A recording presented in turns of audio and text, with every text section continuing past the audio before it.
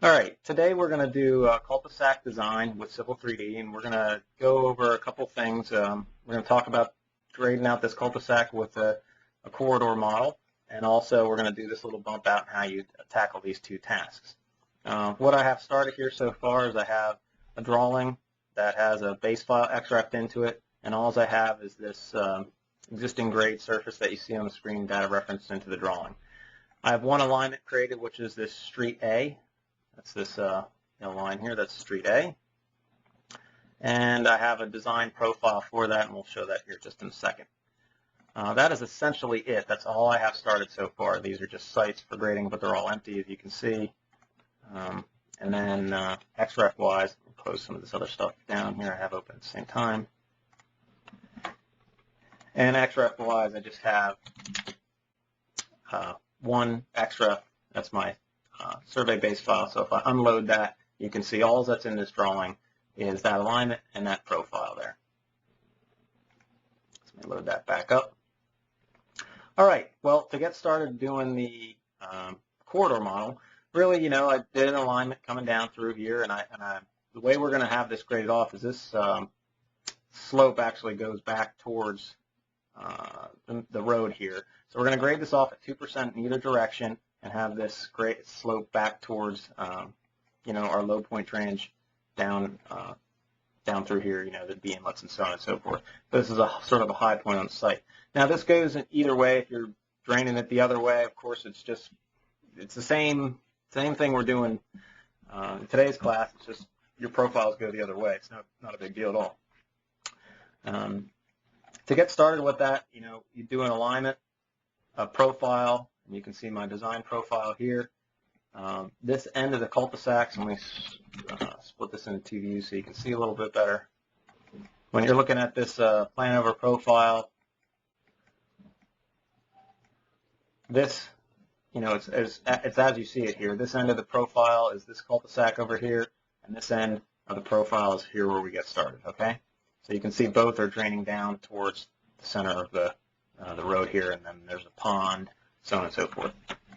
Okay. Once you have an alignment and profile, you're really ready to get started with your corridor design. You need three things always. You need alignment, a profile, and assemblies.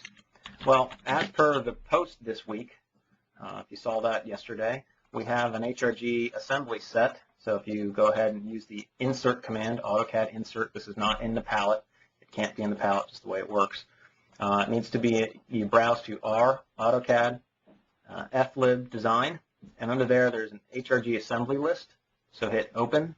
You must have the specify on screen checked and the explode checked. Okay. What this is going to do for us is it's going to give us a whole list of HRG assemblies that we can insert in our drawing. I'm going to flop those down here. Now, what's the benefit of this? Well, right off the bat here, I have a whole, whole bunch of assemblies here. I have an edge of pave assembly where there's no curb on either side. I have a vertical curb assembly. I have a mountable curb assembly. You can see I have a mountable curb modeled in there. And then we have some wedge curb assembly over here. It's a thing we use out in the western part of the state a lot. We got overlay and widening, so on and so forth. A lot of these we're not going to use in this class, but you can see they're available here.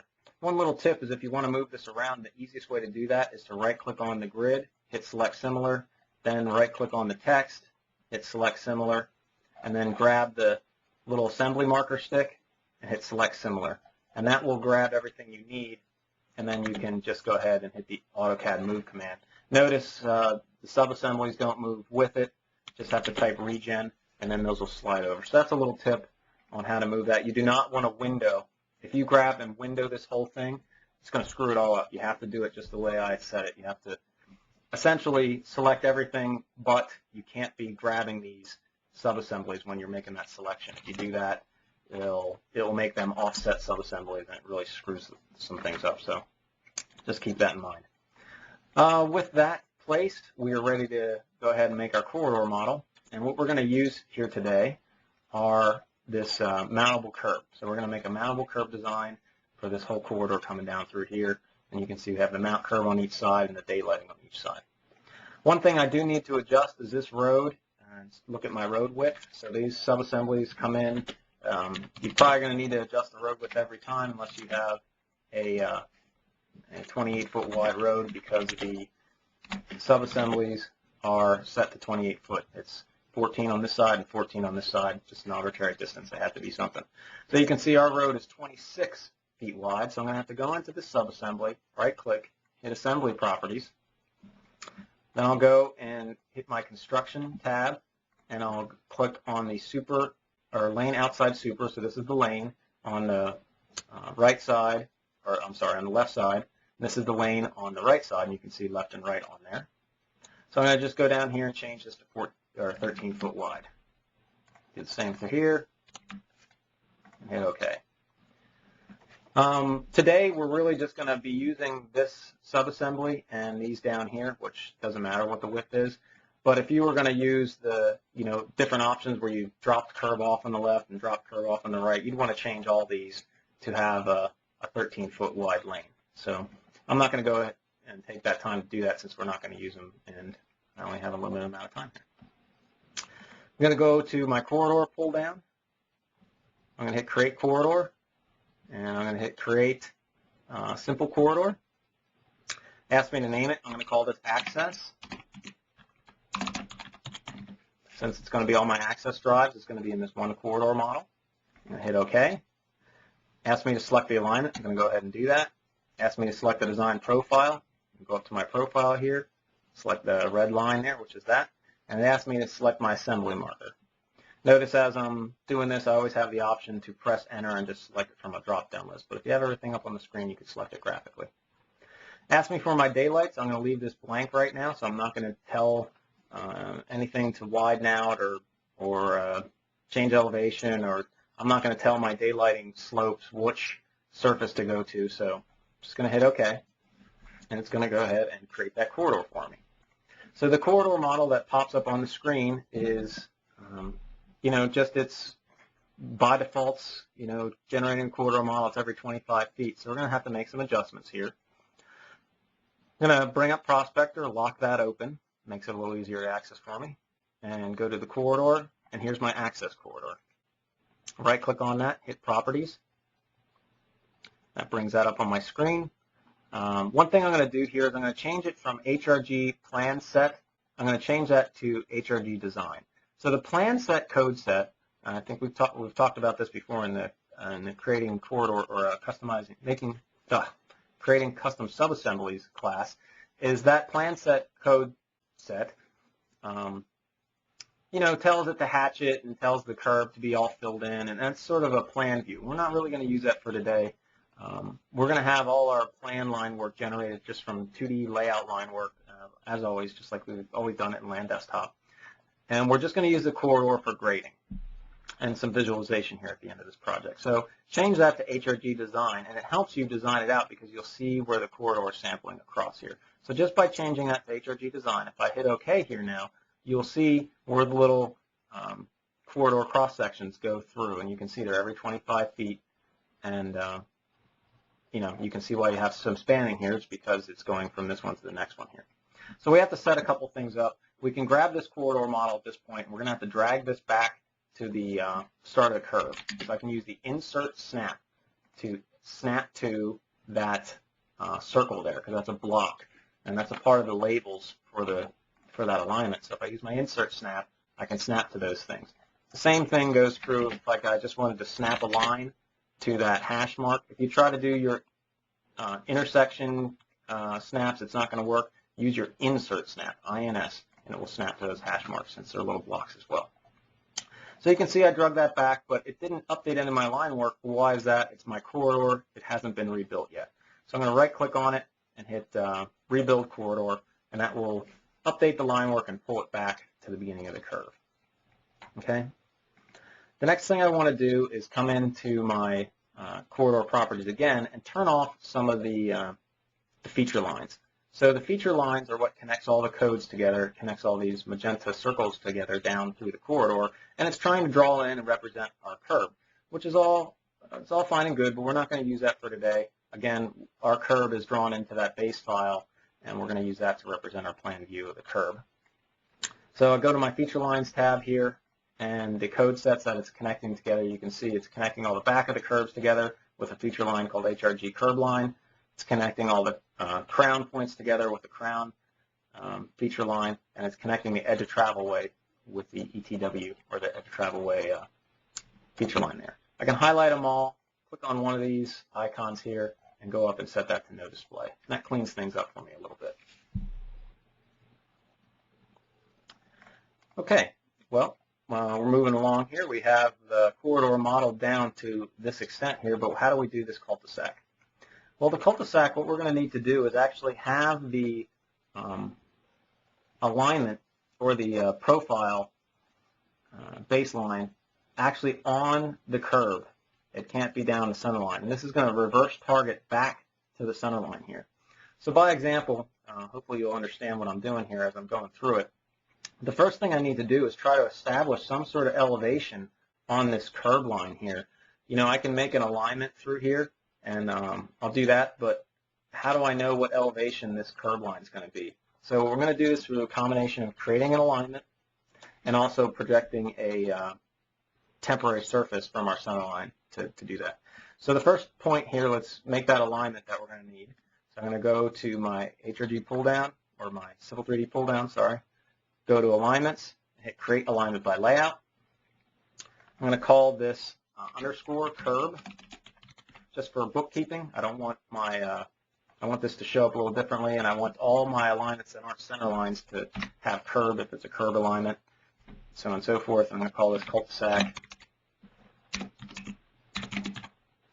001. And, you know, this is a curb line, so the design criteria code that doesn't have a speed limit, you know, it's not, you know, the center line of a road. So I'm going to uncheck all the design code criteria. And I come back, and it's not a road proposed centerline profile, so I'm going to set it the style type. We're going to use HRG transition. I'm going to leave the HRG index proposed label set on so you can see the stations of this alignment as we create it around. Okay, well, this road, believe it or not, is actually, I don't know if you can see it here on the screen, but through here is actually a curve. So this is this road is essentially comes down. This is a tangent curve that goes into another curve. There's a straight piece of tangent, and then another curve that comes around. So this is a compound curve right here. So I need to finish that compound curve, or bring that edge of curve line out, you know, from where it starts out to this first radius here. So I'm going to go ahead and use my add fixed curve 3 points. It's the default on the selector there. And I'm going to use my end snap. And it's works very much like an AutoCAD polyline. You just pick 3 points. So I hit enter, and you can see it there. I want to ensure some tangency so that my, you know, this next compound curve, this is all a series of compound curves. It's a curve, another curve coming around, another compound curve, and then it ends up. I want to make sure they're all tangent, so I don't have to worry about that. Well, if I've used AutoCAD polylines, you can, you know, they can be tangent when you create them, but you can't really ensure that they're tangent. But if I use the Civil 3D layout tools under alignments, I can. So instead of using these fixed curves, which would not ensure tangency at all, like this 3 point does not ensure that things are tangent, any of these fixed curves do not ensure that things are tangent, because the curves, once they're defined, they're fixed. I'm going to use these floating curve options, and the one I like to use here that seems the easiest for this task, really the two I use are these two right here. I'm going to use this top one, floating curve from entity end through point. So hopefully by seeing how to use this, you'll see what goes on. I click the alignment, and then it asks me what's the through point, and I can just tell at the end. Click it again. Through point is going to be on this side. Click it again, and through point is going to be the end of the curve there. I hit enter, and all the radiuses come in there. Okay. So I'm rest assured that this will always be perpendicular, or tangent right here where these curves come together. So it's a bunch of reverse curves. So keep that in mind, and also check out this other one for other things. This is very useful here. When you specify the length, you can specify the chord length, and then it will make the curve come around. So that's another really useful one. All right, we're good to go there. I can turn my alignment off. So now I have the layout of the cul-de-sac bulb, which I can bring into my corridor model, but I need some elevation data yet. So how am I going to do that? Well, I'm going to hit this create, it should say create feature line from alignment and profile, but it's called create from alignment, and it's in the feature line toolbar. I'm going to hit that. I'm going to click my alignment. I'm going to put this feature line in my grading master site. You can put it really in any of them, since it's, it's not proposed parcels, it's not existing parcels, it's not survey. Really, the grading master is what makes the most sense. And I'm going to create this feature line from my Street A Design 01 profile. That's that red profile line. I can't zoom to it right now, but it's the red design line on my profile there. Notice I can make it through either, but just going to use the design for today. I'm going to uncheck the Create Dynamic Link to Alignment. And that really means Create Dynamic Link to Alignment and/or Profile. So it's not going to be dynamic. Just going to hit OK, and you can see I get a feature line here. Well, feature line is essentially a 3D polyline. I'm going to go ahead and trim this off. And this is why I wanted it to be non-dynamic, so I can do this kind of stuff. If it's dynamic, you can't trim it, you can't do anything with it. It's just right there, and you can't really adjust it. Really what I want to do is offset this to the top and the bottom of the screen, but I need to extend it out here a little further. If you look at the end of my profile, this is a simple situation where, the alignment coming through here is going up at 1%, and right here at the end is right here at the end of the alignment into my design profile. So I'm just going to continue that 1% up the screen. Let me hit save here. All right, so I'm going to hit viewports, and I'm going to switch to another viewport here I have. My viewport configuration, to be exact. And now you can see the end of that. I have a little viewport here in 3D mode, so I can see my corridor coming down through, and I can also see, close this off, and I can also see that feature line. The reason I want to have this 3D view is because I want to snap to the end of that, and this is why you always want to know how to get into 3D mode and do all that. Before I can snap to any of the elevations, like we know in Civil 3D, every time you open a drawing, your Z-lock turns on. It sets you to elevation 0. To turn that off, just type in Z-lock, or you can go up here to the HRG pull-down, and it's right here under Utilities. You can just pick it here as well. And that turns off your Z-lock, so now I can snap to points at elevation. I'm going to go ahead and hit Create Feature Line, but before I do that, I need to have a line out here to connect to. So I'm going to draw in some construction line work here.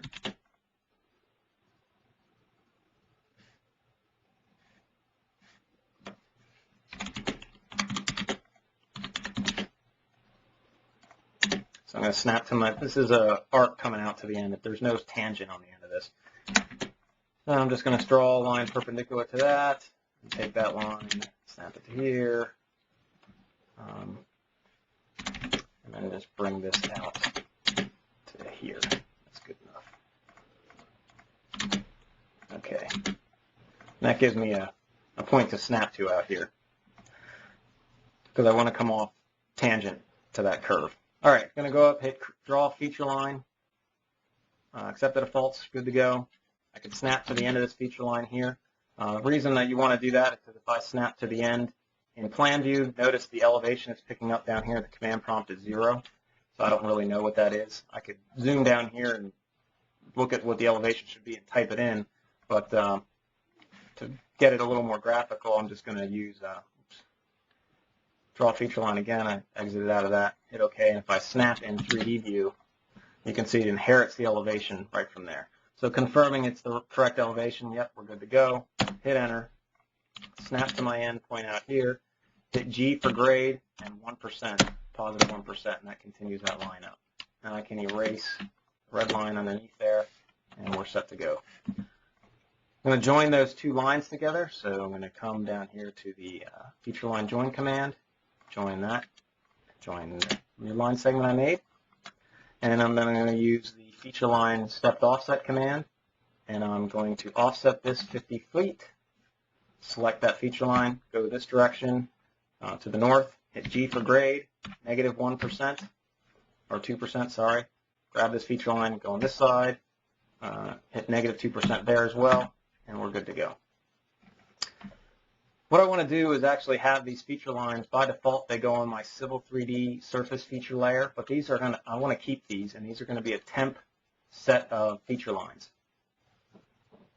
So what I'm going to do to create a new layer for those is use the HRG layer utilities. I'm actually going to move them onto a demo layer. So I'm going to go ahead and use that utility, grab all three of these feature lines, and then hit enter.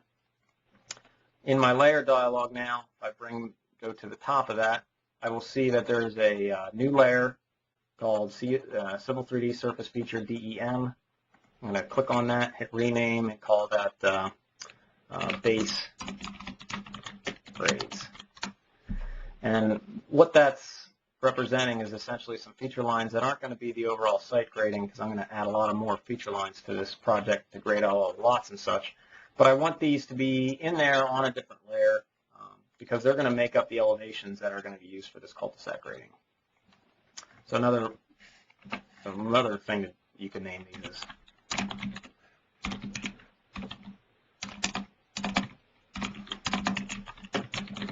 maybe cul-de-sac base is good name.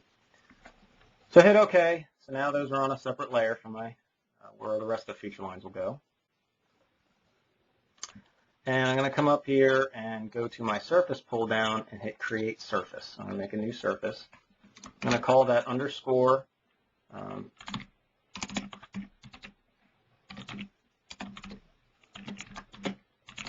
call that the same name, underscore cul-de-sac base. The reason I did underscore is because this is just a temp surface that's going to be used to grade these cul-de-sacs out. And I'm going to set the layer or the style to ref 01. Hit OK, hit OK again. So that cul-de-sac surface is there now. I'm going to go under the definitions, right click, hit add break lines, and I'm going to add all these break lines to that surface. I'm going to set my mid-order distance to 0.01, set my supplementing distance factor 5, hit OK, grab these three construction feature lines. So you can see I get the nice 2% grade break across this, so it's 2% from here, 2% from here, sort of splitting this cul-de-sac, so water will come down, drain across this way, and water will come down, drain across this way. There's other ways I could have done that. I could come down at 2% here and put an inlet. There's tons of ways to grade this. You know, if I wanted to have this line go down at 1%, I could have simply just come into here and said, okay, -1%. Same thing here. Same thing here. That adjusts those feature lines, and then if I right-click on this, hit automatic rebuild for my surface, you can see I just instantaneously changed the grading outlook on this this cul-de-sac and how this is all going to be graded in. So I'm going to go ahead and switch that back. Actually, let's build the corridor on this, and I'll switch it back after the corridor is built. I'll show you why we're doing it this way. Okay, so now I have this this alignment here, and I have this surface over top of it for the whole cul-de-sac. So I'm going to go up to my, I need to have a profile, right, because I'm going to add this curb line as a baseline to my corridor. So let me explain that a little bit here. You know, the main road, any of the road profiles, if you go to the parameters tab in the corridor model, this level here is the baseline level. The baseline requires an alignment, a profile, and then a subassembly, or an assembly right here. So I'm going to add this curb line as another baseline. So I'm going to add another one down here. So I'm going to need all three of those items. Well, I have my alignment already. I need to get my profile. Well, what I can do for my profile is simply go into profiles here, hit create profile from surface. Then I'm going to, this is my alignment. I'm going to add this, select this cul-de-sac base surface that we just created. These are these line works here. So I'm going to hit add, and I would change this style to finished ground. or actually, I'm sorry, Ref 01. Hit OK. And I'm not going to create a profile view. I don't need it. I'm good. I'm just going to hit OK.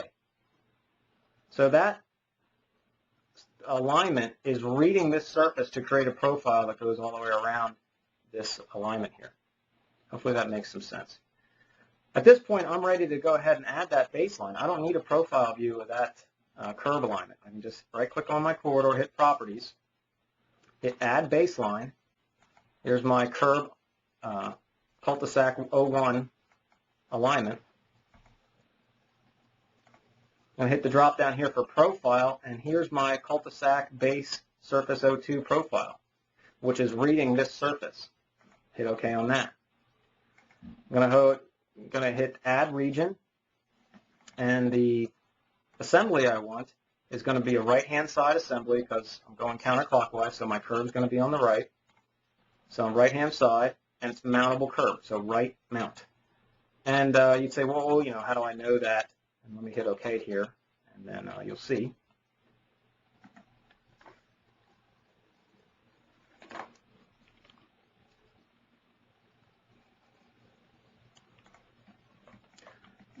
How you would know that is, you know this alignment goes around this way, so you need coarse mountable curb because you're going to be in this column here. And you'd use the right-hand side one because you're going counterclockwise, so you right mount right there. So you might have to look at that, but that naming convention's, you know, the same thing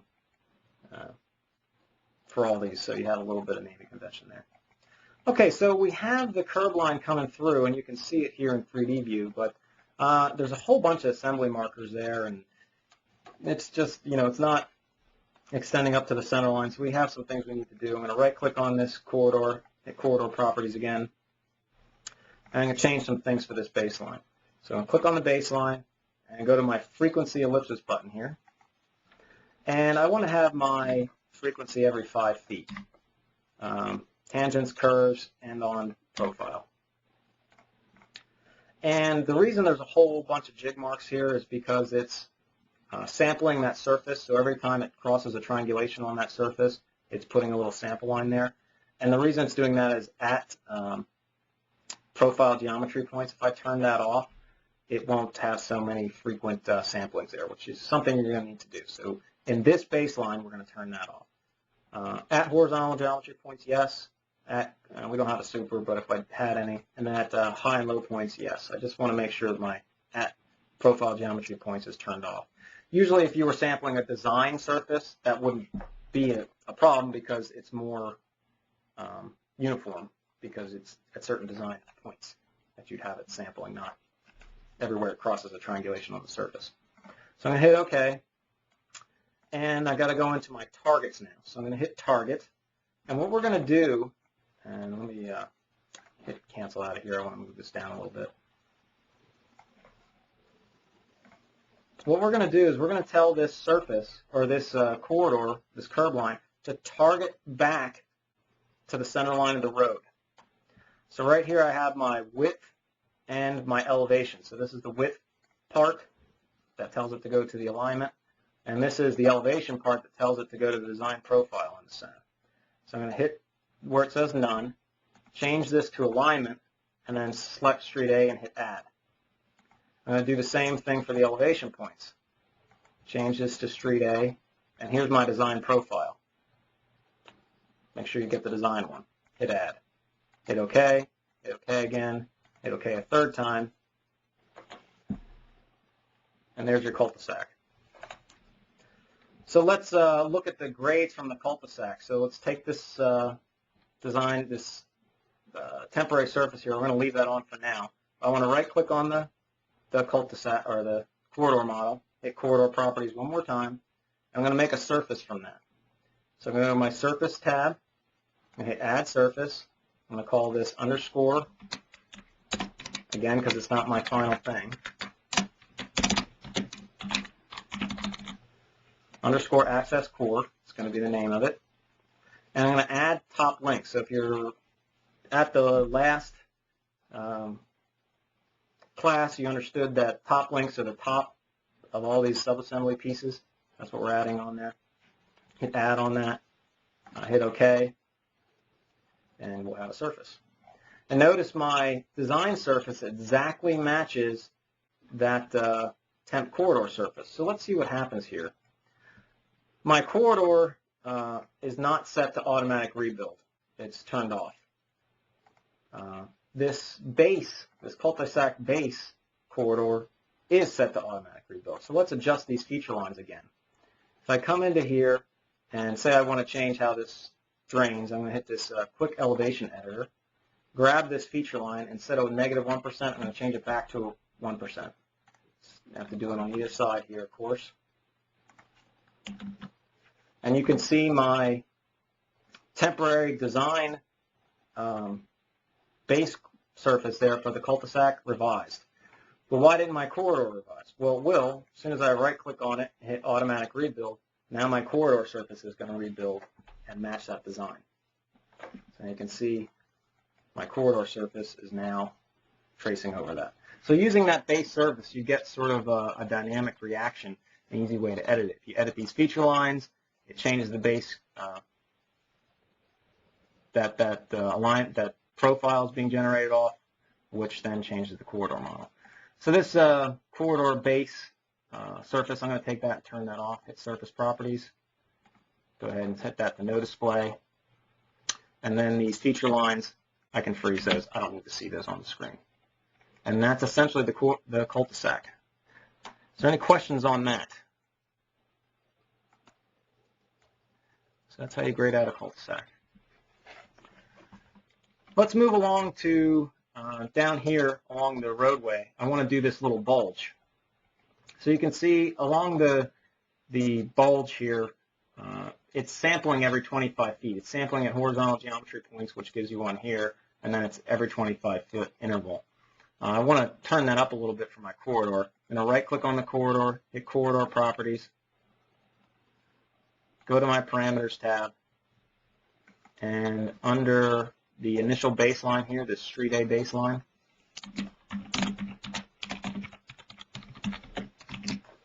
this is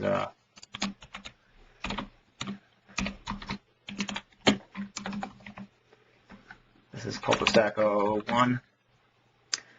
I want to change the frequency to turn that up, so I'm going to come over here to my little frequency ellipsis, click that, and change that so my tangents are 10 feet and my long curves is 5 feet. I do want to do high and low points as well, and profile curves, I want to make that 5 feet as well. So you can see spirals, we don't have any. I'm just going to leave that at 25. Hit OK, hit OK again.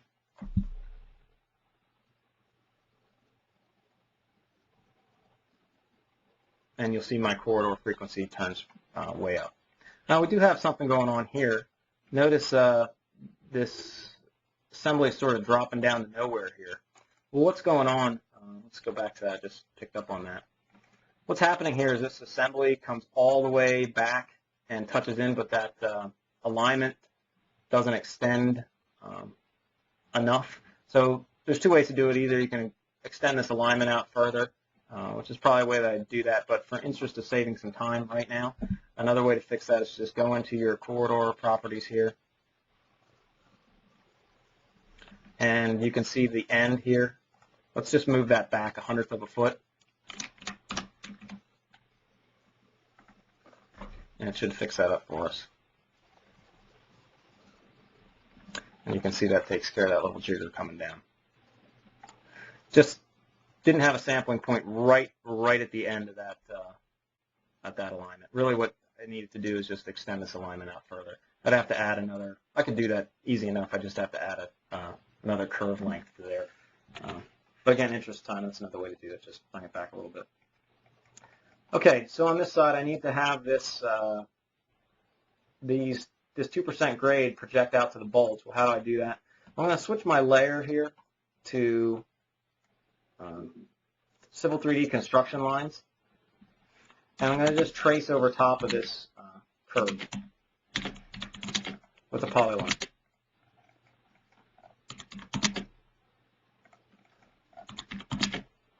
Okay, and all I need to do is now tell that corridor to target this polyline. So I'm going to right click on my corridor model, hit Properties, that's going to be, I'm not even going to make a separate region. I'm just going to use region 1. So there's one region for this entire corridor model length. It's one section as far as the corridor is concerned. Go to targets. And under here, it's going to be on the, since we're going up station from left to right, it's going to be the right side of the road. See my width alignment here? I'm just going to hit where that says none, change this to alignment, and hit select from drawing. And select that polyline. Hit OK, hit OK again, hit OK a third time, one more time. And what you're going to get is where that alignment is present and it can target it, it will. Where that alignment stops, it can no longer target it, of course, so it stops and returns back to its default. So you can target as many alignments as you, or polylines on either side of the road as you want, and wherever those polylines are located, it will target it. But once they stop, since it can't target it anymore, it's just going to return back to its default width. Now you can see on this side that happening there. So that's essentially how you do those. It's not that difficult. I'm going to show you some tricks here since we have some spare time. Then we're going to render this at the end. Change my viewports since we're not really using 3 anymore. I'm going to change that back to a single viewport mode. Actually, let me switch that to 2 viewports.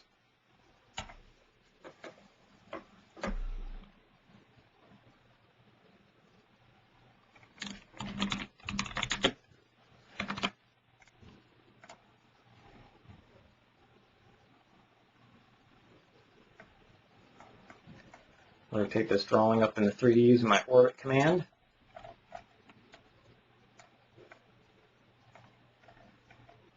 Let me show you some things here.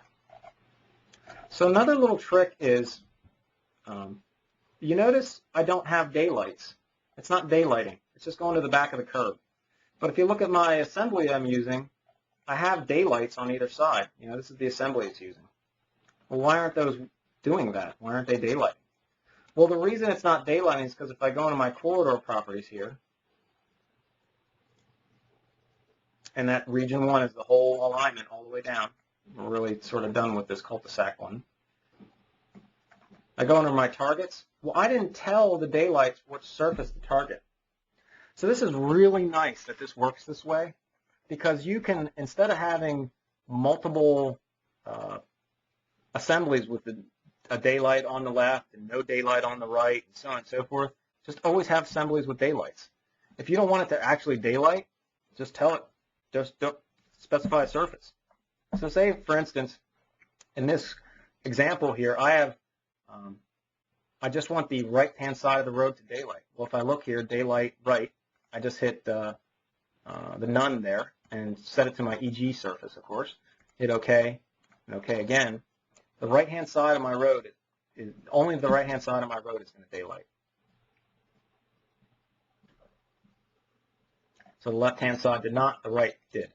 So say you wanted to have certain spaces in the corridor that don't daylight for any given reason. All I need to do is come down here, hit corridor properties again, and say I need to add a region where it doesn't daylight, and hit split region, and say from station 300, again using my intersection command or my insert command, to station 450. I don't want it to daylight in there. Oops. 33, 450, good. Okay, yeah, I'm good. Must have snapped to the end. In that gap, I don't want it to daylight on the right-hand side. I'm just going to go under targets here and change this target back to none.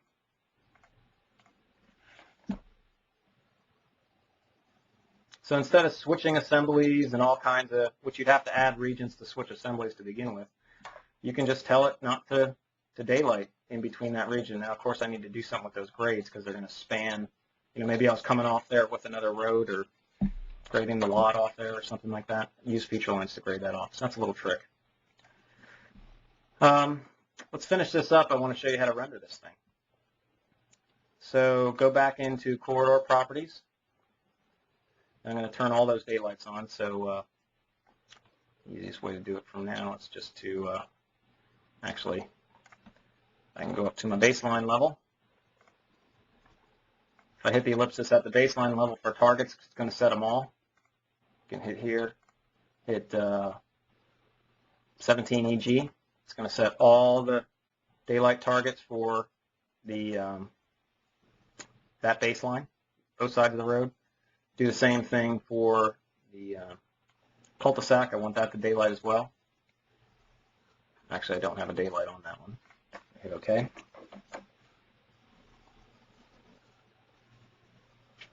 So we'll daylight on both sides of the road. Okay, you can see that. Still got to have my cul-de-sac. That's not daylighting out there, so let's come over to my, this is the assembly it's using. For that, all I need to do is copy one of these assemblies down, hit copy, right click on it, hit copy, bring it down, attach to the end there. So that now has a daylighting portion. If I right click on the corridor, now go into the targets under that baseline. Now you'll see a daylight element there that I can set to target to my EG.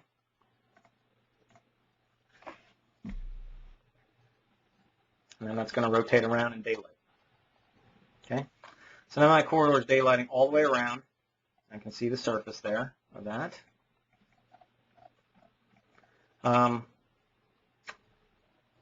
Let's render this up. Before I do that, I got one little problem. You notice little things like this. Like, what's with that contour? That's no good. And let me spin this around here so you can see it better.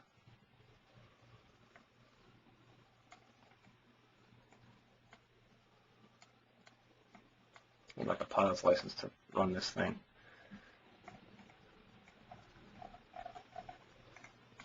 Okay, so what's happening there? This contour, it's not forming right. It's sort of jagging back, and this is this one here. So another little trick is to know that you can use more than just the top links in your corridor model to define the surface. So if I go under surfaces here, and I go under, this surface is being generated just using top links. Well, let's also add in feature lines, and the feature lines are the bottom of the curb, the top of the curb, the back of the curb.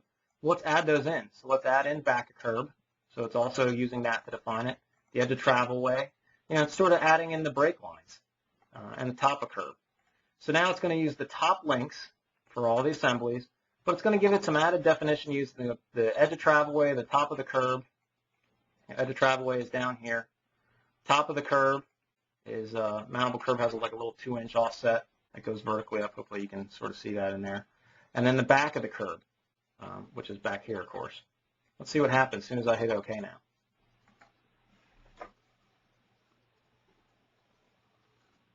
It clears that right up. So keep that in mind when you're using corridors, that sometimes you need to add in some brake line definition as well. Go ahead and hit save on this. And the next step on rendering really is adding a boundary and an existing surface. So let's do that. Just because of some of the gaps and how this works in this version, a lot of times with a corridor model, you do have to just trace around your boundary. Let me see what I can do with the interactive here. I only have 10 minutes. I'm just going to bring the boundary and I'll show interactive boundary tracing later at a engineers and designers group meeting. The next one I'll show that. So I'm going to bring in my corridor boundary.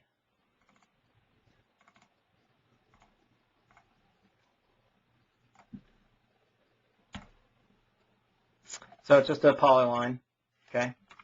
I can add that, and the reason we're doing this is because over here you can see these contours are, spanning out across and getting, outside of our corridor region. So I'm going to add this boundary to that surface. I'm going to right-click on my access corridor, hit Properties, go up to Boundaries, right-click, hit From Polyline, pick that boundary, and hit OK. Okay, so that trims it off there. really I'm ready to render this, but I'd like to have an existing surface as a backdrop. So what do I do there? Well, I have this, since this corridor is below the existing surface, if I turn on my existing surface for rendering, it's just going to, wash out over top of my corridor because, if your corridor is above the existing grade, you're fine. But if elevations for this cul-de-sac, for instance, are below ground, like I'm doing a cut, as you can see over here, you have to cut your, not here I'm doing a fill, but over in this area I'm doing a cut. You can see the grade goes up. I have to clip out my existing surface in the area of the corridor. So how do I do that? Well, I can add a hide boundary, but since I have this surface data referenced in, I can't add any boundary definition to this. Well, there's a little trick. If you hit create surface and call this corridor or the surface name, just because it's Civil 3D class, I have that 17 in front of it. I'm just going to call it, make a surface called 17EG for render. I'm going to set the style to no display. Hit OK. I'm going to right click on this down here under edits and hit paste. So I'm going to paste my data reference surface into this surface I'm creating in this drawing, so it's an exact copy of it. I'm going to paste that surface into it. So now if I turned this for render surface on, I get an exact match of my existing contours in the site. I'm not going to do that, don't have really time, but just trust me. But notice now I can add a boundary. So I'm going to right click on boundaries, hit add, turn this to a hide, call it corridor, hit OK, and grab that corridor boundary, same boundary line. So let me show you that now. If I turn that on, hit surface properties here, turn this to existing grade 1 foot contours, I guess.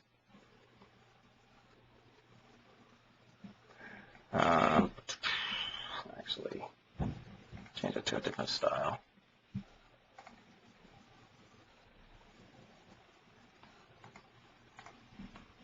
Make it as proposed contours. You can see that surface comes in and it stops right at the corridor. So you can see it's sort of a way to show composite surface, right? Well, we're going to need that for rendering. You can see it comes across and stops, and then my corridor picks up from there on. Hides it out in between here. So let's again set this surface style. Let's go back.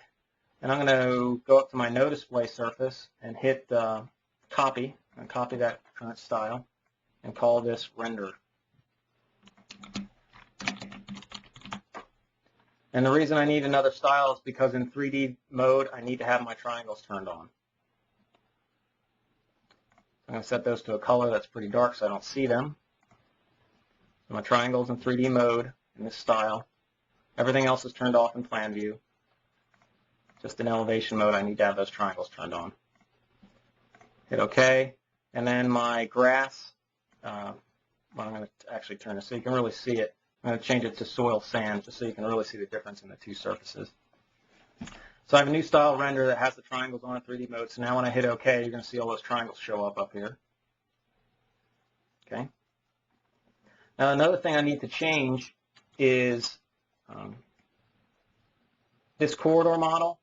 Right now there's no rendering materials applied to it. The rendering materials are applied through the code set, if you recall from last class. So I'm going to right click on my corridor, go to my code set, and I need to change this back to HRG plan.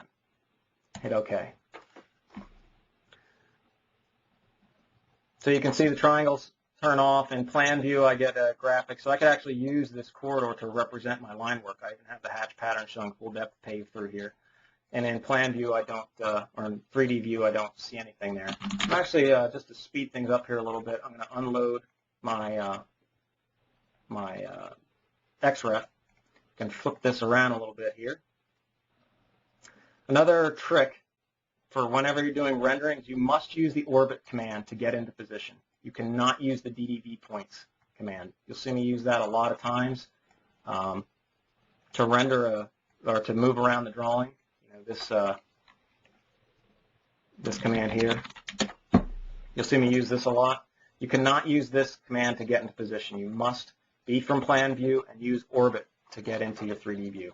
That's just how it works. Pull up my rendering toolbar here from AutoCAD, go to rendering, brings this up. I can hit my advanced rendering settings. That gives me this tool palette here. Medium, I would always render at medium. Low is pretty low. It's not going to look very good. If you change this from window to view, it will just render this viewport. It's not going to bring up that whole rendering window. You've seen that before. And when you're done with that, just hit render.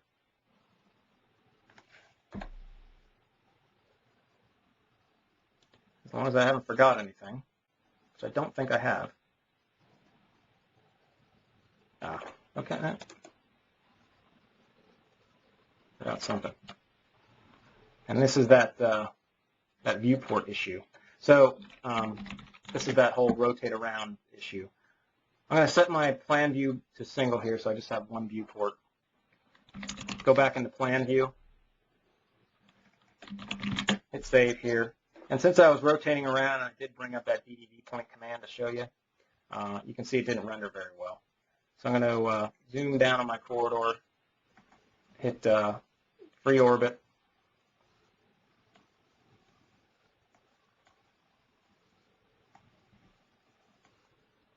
Wait for it to catch up here because I have all kinds of software running.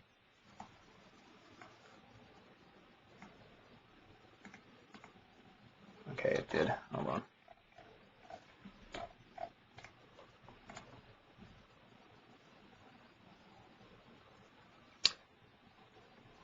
Yeah, my graphics card with the webinar software running at the same time. I do have it in somewhat of a 3D view. Let's see if I can get it a little bit better.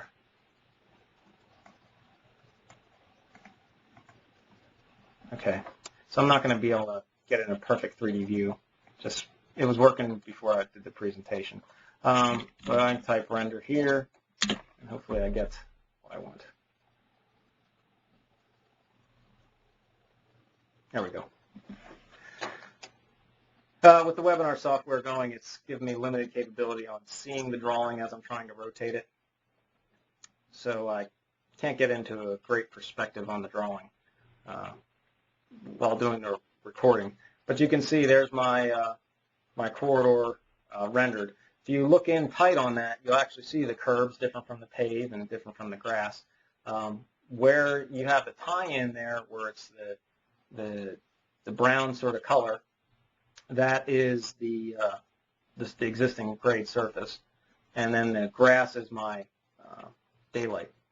So you can, you know, as I build this surface out, it would turn more and more grass, and then you can set that existing surface to whatever kind of rendering material you want, and you're off to the races. I believe that's it. Is there any questions out there? Does anybody want to be unmuted to ask a question? Or if there's any questions on the question pane? Of course, as soon as I move a little bit, it turns that rendering off. To make an image of that and to export an image, if you want to send that out to somebody, the easiest way to do that is to come back into your rendering toolbar here, change this back to window, change your resolution up to, you know, something pretty good here, and then hit render again. And what that does is it's going to bring up the rendering window here, so you can see it pop up on the screen. It will render the same screen area, but then this is an image that I can right-click on. It's a 1024 by 768 image, and once it's done, I can right-click on it and hit Save Image to File, and I can save it to a JPEG or whatever I want. If I don't see any questions, thanks everybody for attending.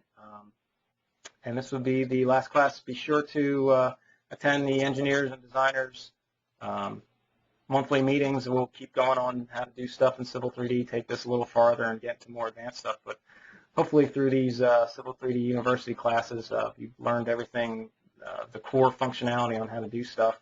If there is topics that you still feel you're missing, please send me an email on those, and I will make sure to cover those in our monthly meetings for engineers and designers group.